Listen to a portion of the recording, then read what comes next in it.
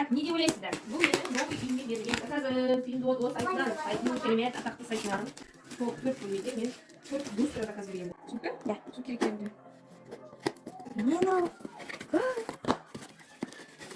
Ол деген мынадай терезенің алдына қойып алдырдым. Терезенің алдына қойып алдырдым. Бұл екінші затымыз. Бірінші затымыз ойымызда.